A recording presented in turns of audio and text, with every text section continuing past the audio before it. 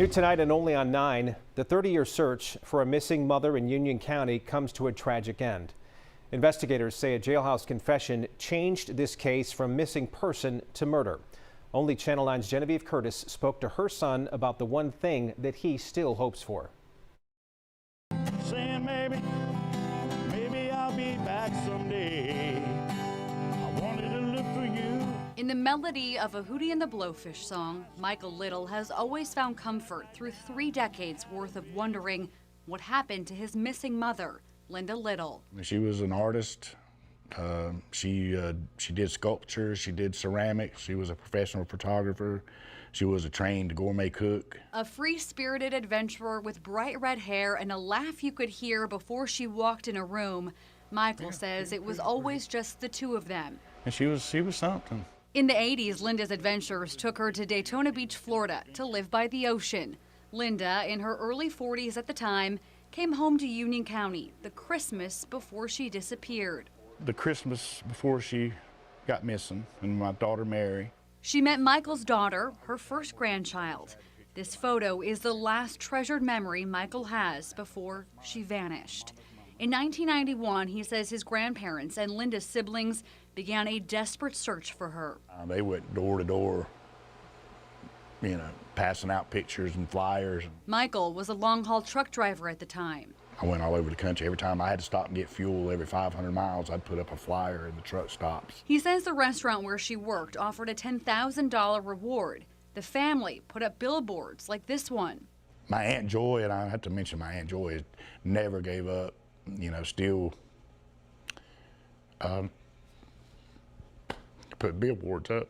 It never amounted to anything until last week, when investigators in Daytona called to tell him that this man, 53-year-old Michael Townsend, confessed to killing Linda.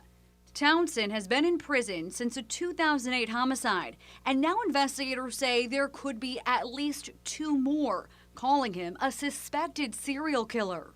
He's a monster. I mean, absolutely.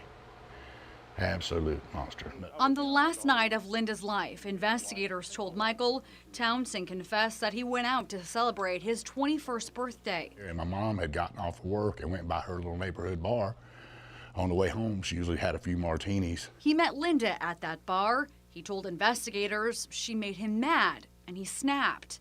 A grand jury indicted him on Monday. I really don't want him to receive the death penalty. I think it's too easy. For Michael, the killer's confession released the invisible weight of a gnawing unknowing.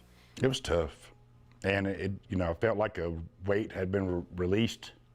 I felt like I lost 50 pounds. But in some ways, his mother's case, changing from missing to murder, opens fresh wounds, extinguishing the flicker of hope he's held on to. I always kind of hoped that she'd just pop up one day and, tell me about like her adventures, wherever she's been or whatever she's done, and that's not going to happen. But Michael says 2 agencies in Florida are looking for Linda's remains in the area where Townsend says he buried her. Chances are finding remains are kind of slim. You never know. I mean, they may find her, and then we'll be able to really, put her in hallowed ground. Michael is looking forward to one day having a memorial service for his mom. His first chance to truly grieve. I think that day will be the big day for me. Finally, setting her free, like the lyrics of that Hootie song. And if the sun comes up tomorrow, let her be. Genevieve Curtis, Channel 9 Eyewitness News. Well, Townsend will be taken from an Orlando prison to Daytona to be arraigned on murder charges for Linda's death. He's already serving 1 life sentence.